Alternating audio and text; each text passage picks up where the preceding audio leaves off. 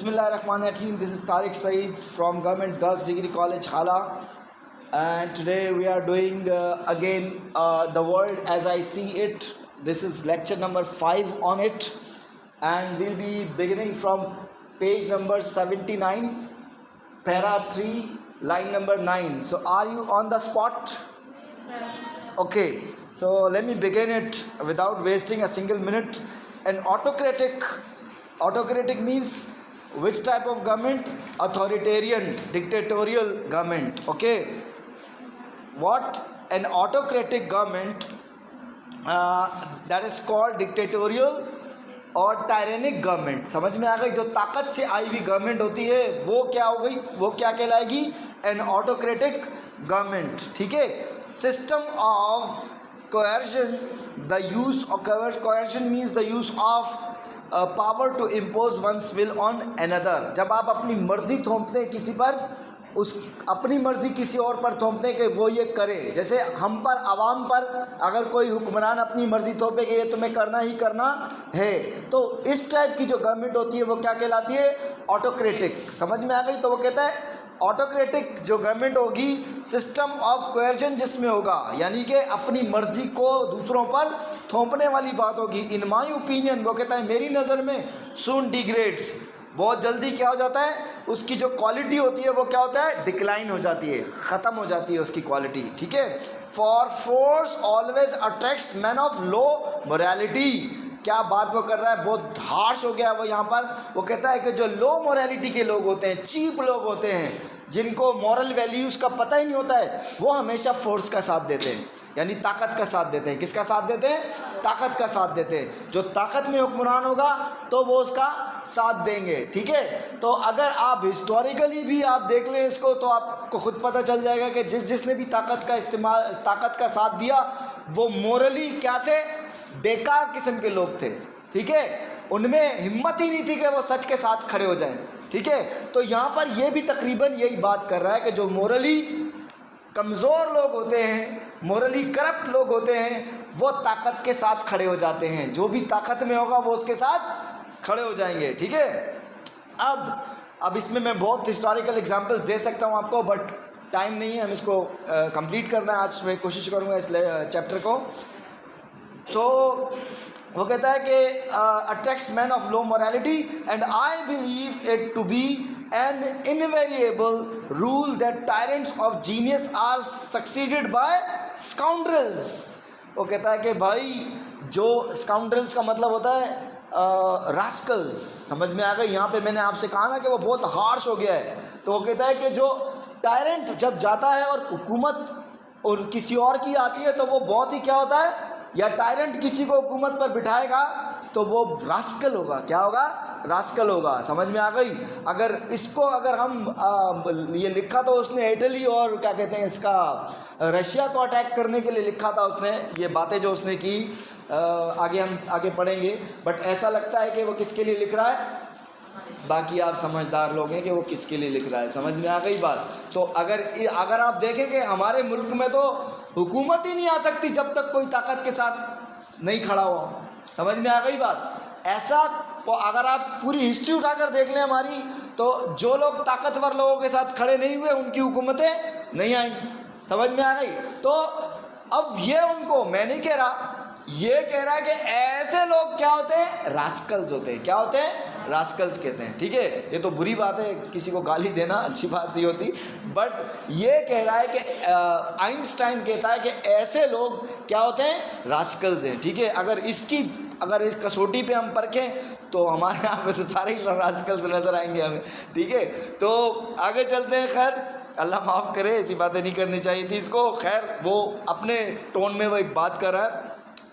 For this reason, I have always been passionately opposed to systems such as we see in Italy and Russia today. तो definitely America में ये रहता था, और America जो था वो ऑपोजिट था किसके? रशिया के स्पेशली. ठीक है. इटली की भी और रशिया के तो बहुत स्पेशली. तो वहाँ पर चूँकि क्या था, कम्युनिज्म को इसने सीधा सीधा अटैक किया है, स्पेशली जहाँ पे रशिया की ये बात कर रहा है, क्योंकि वहाँ पर वो कहता है कि भाई ये जो इंडिविजुअल्स की अपनी प्रॉपर्टी भी नहीं होनी चाहिए, ठीक है, सब कुछ गवर्नमेंट का होना चाहिए, ठीक है। कम्युनिज्म का ये कॉन्सेप्ट है, और भी बहुत सारी चीज़ें हैं। बहरहाल ये कहता है कि ऐसा नहीं होना चाहिए कि आप फोर्स से किसी पर हुकूमत करें, अपनी मर्जी किसी पर चलाएं।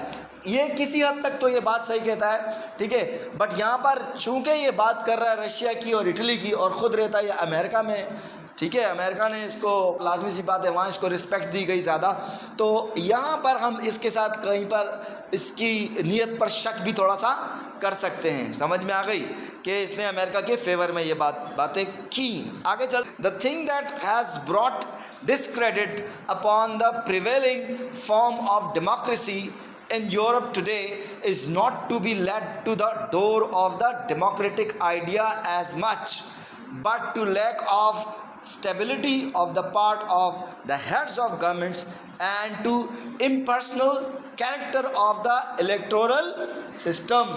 वो कहता है भाई डेमोक्रेसी बुरी नहीं है, समझ में आ गई बात, पर डेमोक्रेसी को डिस्क्रेडिट इसलिए किया जाता है, इसको ज़्यादा पजीराई इसलिए नहीं मिल पा रही, क्यों? क्योंकि एक तो जो गवर्नमेंट के हेड्स होते हैं वो सही नहीं होते, ठीक है, और दूसरा क्या चीज़ है, वो दूसरी वो बात करता है कि जो इलेक्टोरल सिस्टम होता है, जैसे आपका इलेक्शन कमीशन है, ठीक है, वो बायस्ड होगा। जहाँ पर भी इलेक्शन कमीशन बायस्ड होगा, फ्री एंड फेयर इलेक्शंस नहीं करवाएगा, वहाँ पे इलेक्शन की कोई वैल्यू होगी ही नहीं, वहाँ पर डेमोक्रेसी की कोई वैल्यू होगी ही नहीं। जब डेमोक्रेसी को भी कोई कंट्रोल करता है पीछे बैठकर, समझ में आ गई बात, तो वो कहता है जब डेमोक्रेसी को भी कंट्रोल कर रहा है कोई पीछे बैठकर, तो वो डेमोक्रेसी नहीं है जनाब। असल में जो डेमोक्रेसी है वो कहता है क्या, आगे चलते हैं, अब आ गया वो खुल के आएगा सामने। I believe that in this respect the United states of America have found the right way, कि जो सही तरीका है गवर्नमेंट का और डेमोक्रेसी का, वो कहाँ पर राइज है, अमेरिका में। क्यों? क्योंकि they have responsible president who is elected for a sufficiently long period and has sufficient powers to be really responsible. तो अब उसके पास एक तो पावर्स होते हैं सफिशेंट, अच्छे खासी ताकत होती है उसके पास, जो अमेरिका का प्रेसिडेंट होता है, अकॉर्डिंग टू हिम। समझ में आ गई बात? और फिर उसका रिस्पॉन्सिबिलिटी भी उस प्रेसिडेंट की ही होती है सारे डिसीजंस की। हमारे यहाँ पर ऐसा नहीं है, हमारे यहाँ पे पावर तो मिलती नहीं है बेचारे को, सीट पे तो आके बैठ जाता है, पावर उसके पास कुछ होती नहीं है सफिशेंट पावर्स, पर जब उस पर ब्लेम लगता है तो उसी पे सारा बाहर डाल देते हैं कि भाई इसकी वजह से सब कुछ हुआ, ठीक है। क्यों? क्योंकि वो फोर्स के साथ मिल गया, ताकत के साथ मिल गया। तो ताकत के साथ मिलने वाले रास्कल्स हमें नहीं होना चाहिए अकॉर्डिंग टू हिम। समझ में आ गई? हमें अपनी आइडियोलॉजी को के साथ खड़ा हो जाना चाहिए, अपने मैनिफेस्टो के साथ खड़ा हो जाना चाहिए, ठीक है, और उसके बाद लोगों की बात करनी चाहिए, क्योंकि democracy is by the people, for the people, of the people, ठीक है। Democracy is not for the force, for power, ठीक है। डेमोक्रेसी ये नहीं सिखाती हमें। समझ में आ गई? यही ये पहले कह चुका है ये बातें। आगे चलते हैं, फिर वो कहता है they have a responsible president who is elected for a sufficient, ये हो गया। अब आगे चलते हैं। On the other hand what I value in our political system is the more extensive that it makes for the individual in case of illness और need. बोला भाई जहाँ पर किसी की इलनेस होती है या नीड होती है तो उसका वो गवर्नमेंट जो है वो साथ देती है, यानी जहाँ भी लोगों को ज़रूरत होती है गवर्नमेंट की तो गवर्नमेंट उनका साथ देती है। गवर्नमेंट कुछ हट कर नहीं खड़ी हुई होती, जैसे हमारी गवर्नमेंट्स खड़ी हुई होती है। आवाम कोई किसी धारे में चल रही होती है और गवर्नमेंट्स हमारी किसी धारे में चल रही होती हैं। समझ में आ गई बात? और जो फैसले होते हैं वो अपोजिट टू आर जो ओपिनियंस, हमारे विशेज़, उसके अगेंस्ट ही फैसले हो रहे होते हैं। सो this is not a democracy at all. The really valuable thing in the, इसको पैजेंट भी पढ़ते हैं और इसको पैजेंट भी पढ़ते हैं, और बल्कि पाजेंट भी मैंने सुना इसका एक pronunciation, of human life seems to me not the state. अब सुनिएगा प्लीज़, कि वो कहता है कि इंसान जो है, पैजेंट का मतलब होता है a rich and spectacular ceremony, exhibition या प्रेजेंटेशन। एग्जीबिशन समझ लें यहाँ पर जो आपका दिखावा होता है, सामने शो ऑफ जो होता है। वो कहता है इंसान जो नज़र आता है तो मुझे उसका जो स्टेट है, स्टेट का मतलब क्या है यहाँ पे, हालत। वो कहते हैं उसकी हालत क्या है, यानी उसका स्टेटस क्या है, मुझे इससे कोई सरोकार नहीं है, मैं इसको अप्रिशिएट नहीं करता कि उसका स्टेटस क्या है। But the creative sentient individual, the personality. अब वो कहता है कि मैं किस चीज़ को प्रेफर करता हूँ, कि मैं क्रिएटिव सेंटिएंट इंडिविजुअल की बात करता हूँ कि वो उसकी पर्सनैलिटी में होना चाहिए। ठीक है जी, वो उसकी पर्सनैलिटी में होना चाहिए।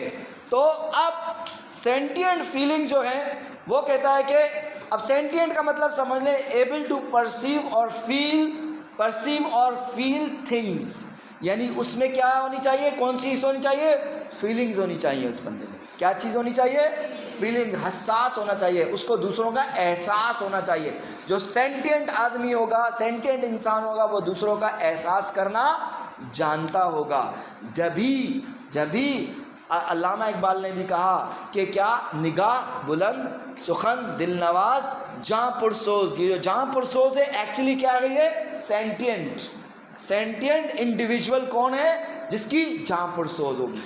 लीडर कौन सा है, जहाँ पुरसोज वाला, जो तड़प जाएगा किसी की तकलीफ को देखकर, ऐसा लीडर चाहिए। वो कहता है ऐसा लीडर होगा तो डेमोक्रेसी आगे बढ़ेगी, तो वो रियल डेमोक्रेसी होगी। ऐसा लीडर नहीं चाहिए जो ताकत के पीछे भागता हो, उसके जूते चाटता हो, ऐसा लीडर नहीं चाहिए। वो कहता है, समझ में आ गई। तो हमें ऐसा तो कोई लीडर ही नहीं मिला। ठीक है, कैसा, जो कि सेंटिएंट इंडिविजुअल हो। समझ में आ गई बात। तो वो कहता है कि जनाब कि मुझे ऐसे लोग पसंद हैं जिस इनकी पर्सनैलिटी में ये चीज़ें होनी चाहिए। सेंटिएंट क्या, निगाह बुलंद सुखन दिल नवाज जहाँ पुरसोज, यही है रखते सफ़र मीरे कारवां के लिए। ठीक है, उसकी निगाह, उसका विजन ब्रॉड होना चाहिए, अल्लामा इकबाल ने डिफ़ाइन कर दिया। ठीक है, उसका निगाह बुलंद सुखन दिल नवाज, उसकी बात करने का अंदाज़ बहुत अच्छा होना चाहिए, दूसरों के साथ अच्छे से अखलाक से पेश आना चाहिए उसको। और जहाँ पुरसोज, दूसरों के दर्द को अपना दर्द समझना चाहिए उसको, अगर वो लीडर बनना चाहता है। तो वो कहता है कि जनाब ऐसा बंदा मुझे पसंद है, मुझे स्टेटस से किसी के कोई ताल्लुक़ नहीं है कि उसके पास कितनी गाड़ियाँ हैं, उसके कितने बंगले हैं, उसका कितना बैंक बैलेंस है, उसकी बाहर कितनी जायदादें हैं, उसके अंदर कितनी जायदादें हैं, आई डोंट केयर। वो कहता है मुझे इससे कोई सरोकार नहीं है। आगे चलते हैं। It alone creates the noble and the sublime, especially sublime, while the herd as such remains dull in thought and dull in feeling. वो कहता है कि भाई जो सबलाइन होगा, सबलाइन का मतलब समझ लें टू एलिविएट और exalt, to raise in rank power and character. तो जो सबलाइन जिसकी पर्सनैलिटी होगी वो कोई आम बंदा नहीं होगा। तो वो कहता है कि जो ये बंदा है ये इसकी तरह नहीं है। वाइल द हर्ड, हर्ड का मतलब क्या होता है, here herd is used for group of people, आम लोगों का जो ग्रुप्स बने हुए ना, हमारे यहाँ पे भी आप देखें कोई किस ग्रुप में, कोई किस ग्रुप में, कोई किस ग्रुप में, बोला ये हर्ड्स है सारे के सब। बोला ऐसे ग्रुप्स का कोई फ़ायदा नहीं है, क्योंकि वो उनकी जो थॉट्स है वो क्या है, डल है। समझ में आ गई बात। उनके पास फीलिंग्स है ही नहीं। उनको जो जैसे उनको यानी कि उंगली से इशारा किया जाता है वो उसी तरफ हो जाते हैं। फिर उसको उंगली का इशारा बोलते हैं, बाबा इस तरफ हो जाओ, वो इस तरफ हो जाते हैं। फिर वहाँ से इस तरफ, तो उनकी अपनी कोई सोच नहीं है। अब ये अपनी कोई सोच नहीं है, ये हम लोग नज़र आते हैं मुझे तो यहाँ पे। समझ में आ गई, हमारी कोई अपनी सोच ही नहीं है। हाँ, how to vote, to whom we should vote, we don't know about it. समझ में आ गई। जिसको अम्मा बाबा दादा चाचा मामा ताता ताया ने वोट दिया, हम भी उसी को वोट देंगे। अरे भाई क्यों? हाँ, थिंक अबाउट इट। आपको पता होना चाहिए कि आपके लीडर की क्वालिटीज़ क्या हैं। वो ये कहता है अगर आप ऐसा कर रहे हैं तो आप क्या है, एक रेवड़ में शामिल है, आपकी कोई इंडिविजुअल कोई हैसियत नहीं है। वो ये साफ कहता है। आगे चलते हैं। वॉर, अब वो जंग पर आता है। War seems to me a mean contemptible thing, कहता है यानी कंटेम्प्टेबल का मतलब होता है कि हेट वर्दी, जिससे नफ़रत की जाए। बोला जंग ऐसी चीज़ है जिससे मैं क्या करता हूँ, नफ़रत करता हूँ बहुत ज़्यादा। Rather be hacked in pieces than take part in such an abominable business. वो कहता है कि अब यहाँ पे थोड़ा मीनिंग समझ लें थोड़ी सी, कि हैक का मतलब होता है कट और चॉप्ड एट इर्रेगुलर, रफली और वायलेंटली। चॉप करते हैं ना आप जब किसी सब्जी को या किसी चीज़ को, तो वो कहता है कि मैं ऐसे कट जाना, पीसेस में कट जाना पसंद करूँगा, मर जाना पसंद करूँगा, बट मैं किसी जंग की फेवर करना पसंद नहीं करूँगा। समझ में आ गई? वो जंग से इतनी नफरत करता है, किसी भी किस्म की जंग से। अब रहता वो अमेरिका में, ठीक है। अब यहाँ पे उससे पूछा जा सकता है कि यार तुम जिस मुल्क में रहते हो भाई, वो तो बड़ी लव करता है जंग से, ठीक है। उसने तो दुनिया के साथ खड़ा हो जाता है, ना सोचता है ना समझता है पूरी दुनिया। वहीं पर अमेरिका में ही अभी की आप सिचुएशंस को देख लें कि क्या वहाँ पर चल रही है, गाज़ा में क्या चल रहा है, ठीक है। और अभी आप देख लें कि इवन अमेरिका में ही एहतजाज हो रहा है कि वहाँ जो हो रहा है वो गलत हो रहा है, ठीक है। तो फिर ये मुझे तो लगता है या तो फिर ये कॉन्शियसली या अनकॉन्शियसली तनकीद कर रहे हैं अमेरिका पर ही इटसेल्फ। बाकी कंट्रीज़ का भी यही प्रॉब्लम है इसमें, मैं बाकी कंट्रीज़ को रिफ्यूज नहीं दूंगा, वो भी इन्वॉल्व रहते हैं इसमें। आगे चलते हैं। एंड येट सो हाई, अब वो कहता है आगे बताएगा, वो लड़ाई की वजह भी बताएगा। And yet so high in spite of everything is my opinion of the human race that I believe this bogey would have disappeared long ago had the second sense of the nations not been systematically corrupted by commercial and political interest acting through the schools and the press। अब ये बड़ी ख़तरनाक उसने बात कर दी, political बात है पूरी की पूरी, पर ये इंटरनेशनल पॉलिटिक्स से बात रिलेटेड कर रहा है। वो समझ में आ गई? वो कहता है कि ये जो बोगी का मतलब यहाँ पर जो मैं समझ रहा हूँ कि अ बोगी इज समथिंग और someone that people are worried about perhaps without much cause और reason. The devil, the ghost, a ghost, यानी गोस्ट क्या है? जंग। यहाँ पे वो किसको कह रहा है? जंग, या जंग करने के रीजंस को, ठीक है। अब वो कहता है कि ये जंग और ये जंग करने के रीजंस तो बहुत पहले ख़त्म हो चुके होते, लोग जंगे नहीं लड़ते। अगर क्या होता, अगर जनाब, अगर उनका कमर्शियल और पॉलिटिकल इंटरेस्ट ना होता, अगर कमर्शियल और पॉलिटिकल इंटरेस्ट दुनिया यानी हर मुल्क का पॉलिटिकल और कमर्शियल इंटरेस्ट अगर नहीं होता तो ये जंगें नहीं होती। जंग क्यों की जाती है या करवाई जाती है? ठीक है, अगर यहाँ पर जंग होगी और एक कंट्री ने कोशिश की कि वो जंग करवाई जाए, वो तो असला बेचेगा आपको, वो आपको भी बेचेगा, आपके मुखालिफ को भी असला बेचेगा। उसने तो आपके मुल्क में जंग करवानी है ना, ठीक है भाई। तो ये उसका कौन सा इंटरेस्ट हो गया? कमर्शियल इंटरेस्ट हो गया। और पॉलिटिकल इंटरेस्ट भी होता है जहाँ पर वो चाहता है कि उसकी ताकत मौजूद रहे, जैसे कि हमारे कंट्री में भी कोई चाहता है कि हम उसकी ताकत यहाँ पर मौजूद रहे। समझ में आ गई बात? हम अपने फैसले खुद नहीं कर पाते, ये झूठ है अगर हम कहें कि हम आज़ाद हैं फैसलों में, ठीक है। ये सबसे बड़ा झूठ है मैं समझता हूँ, ठीक है। इतना तो बेवकूफ़ कोई भी नहीं होता जितना बनाया जाता है लोगों को, ठीक है। हम अपने फैसलों में आज़ाद नहीं हैं, हमें ये मान लेना चाहिए। हम गुलाम हैं, हमें ये मान लेना चाहिए। हम क्यों कहते हैं कि हम आज़ाद हैं? हम झूठ बोलते हैं, और मैं झूठ नहीं बोल सकता। आगे चलते हैं, क्योंकि यहाँ पे आप देख सकते हैं कि ये भी झूठ नहीं बोल रहा, ठीक है। तो आगे चलते तो फिर हम मुसलमान होकर कैसे झूठ बोल सकते हैं, ठीक है। यानी वो एक एथीस्ट होकर, ऑलमोस्ट एन एथीस्ट होकर सच बोल रहा है, और हम मुसलमान होकर झूठ बोलते हैं कि हम आज़ाद हैं। यार ऐसी मुसलमानियत पर तो फिर भी आप सोच सकते हैं कि हम मुसलमान है भी कि नहीं। आगे चलते, the fairest thing we can experience is the mysterious. जो फेयरेस्ट थिंग जो हम एक्सपीरियंस कर सकते हैं वो क्या है? वो मिस्टीरियस है, वो कहता है, ठीक है। प्लीज़, अब वो थोड़ा रिलीजियस होने जा रहा है, वो थोड़ा रिलीजन की तरफ आ रहा है। थोड़ा इसमें खामोश रहिएगा क्योंकि ये बहुत इंपॉर्टेंट चीज़ वो बता रहा है, और यहाँ पर मुझे इसको कॉन्ट्राडिक्ट भी करना पड़ेगा कहीं, तो मुझे सबकी तवज्जो चाहिए इसमें। अब it is the fundamental emotion which stands at the cradle of true art and true science. वो क्या कह रहा है कि जो फेयरेस्ट थिंग जिसको आप मानते हैं क्या है? वो रिलीजन है। क्या है? रिलीजन है। वो क्या है आपका?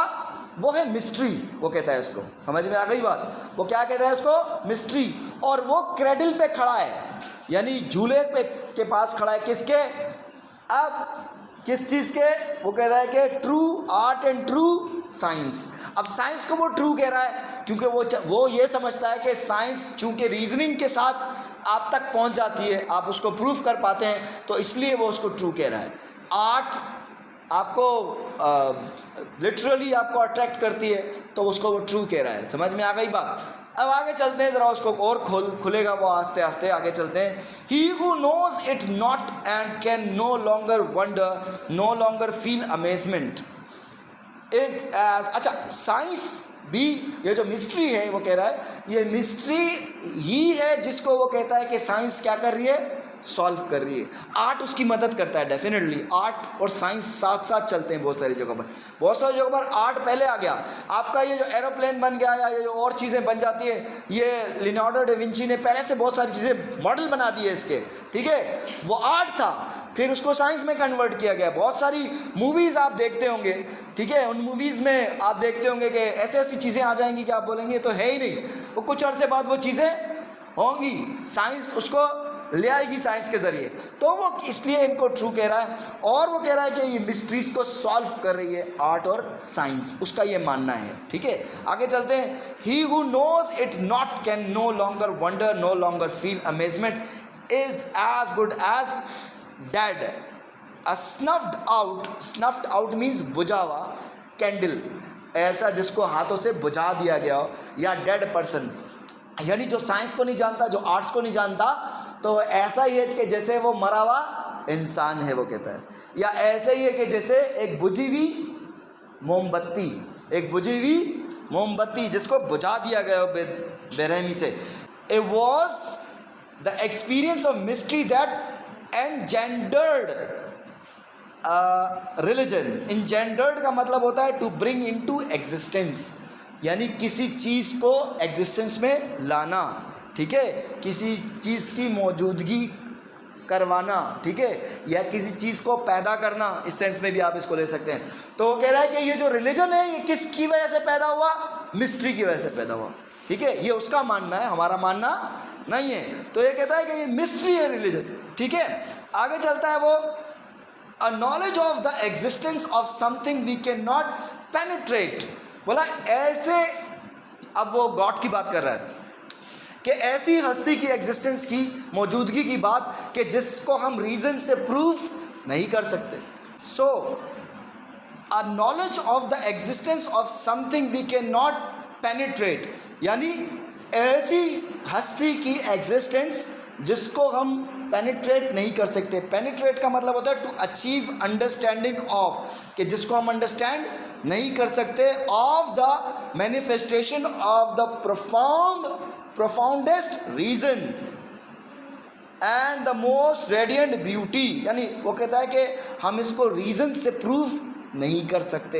And the most radiant beauty which are only accessible to our reason in their most elementary forms. तो बोला ये रीजन जो हैं या जो चीज़ें हमें बहुत एलिमेंट्री फॉर्म्स में हम इसमें आगे तक जा सकते हैं, बट इसकी डीप में हम जा नहीं सकते, ठीक है, साइंस भी इसके डीप में जा नहीं सकती। तो होना तो ये चाहिए था कि वो कहता कि साइंस अभी इस काबिल ही नहीं हुई कि वो इस फिनोमिना को समझ सके, वो इस यूनिवर्स को समझ सके, वो एग्जिस्टेंस ऑफ गॉड को समझ सके, ठीक है, होना तो ये चाहिए था कि वो ये कहता, बट वो ये नहीं कह रहा, ठीक है। अब क्योंकि वो साइंसदान था, साइंस पे बिलीव रखता था, तो इसीलिए वो साइंस को उसने फेवर किया। बट मैं कहता हूँ कि साइंस की इतनी औकात ही नहीं पहुँची अब तक कि वो सब कुछ को समझ पाए, ठीक है। साइंस अब तक यूनिवर्स का 1% भी नहीं समझ पाई। समझ में आ गई बात? और जैसे जैसे समझ रही है वैसे वैसे प्रूव हो रहा है कि कुरान सही है, वैसे वैसे प्रूव हो रहा है कि इस्लाम सही है। क्योंकि जब वो मेडिकली आपके हमारे वज़ू को ही, जो हम वज़ू करते हैं उसको ही, जब वो साइंटिफिकली जब उसको पेनिट्रेट करते हैं या उसकी डीप स्टडी करते हैं, तो पता चलता है कि ये तो बहुत अच्छी चीज़ है। समझ में आ गई बात? फिर आपकी नमाज, जो हम नमाज पढ़ते हैं, नमाज जो पढ़ते हैं वो बहुत इंपॉर्टेंट चीज़ है हमारे लिए, ठीक है। इबादत जो है वो बहुत इंपॉर्टेंट चीज़ है इंसान की ज़िंदगी के लिए, ठीक है, आपके सुकून के लिए, आपके कल्ब के लिए। अब साइंस में ये हिम्मत नहीं है, साइंस अब उस तक नहीं पहुंची कि वो फीलिंग्स को पढ़ सके। तो ये गलती तो साइंस की है ना भाई, ये तो साइंस में वो अभी इस लेवल पर साइंस नहीं पहुंची कि वो फीलिंग की स्टडी कर सके, ठीक है। तो अभी टाइम लगेगा साइंस को। समझने में। और इसकी सिंपल मिसालें मैं आपको दे सकता हूँ।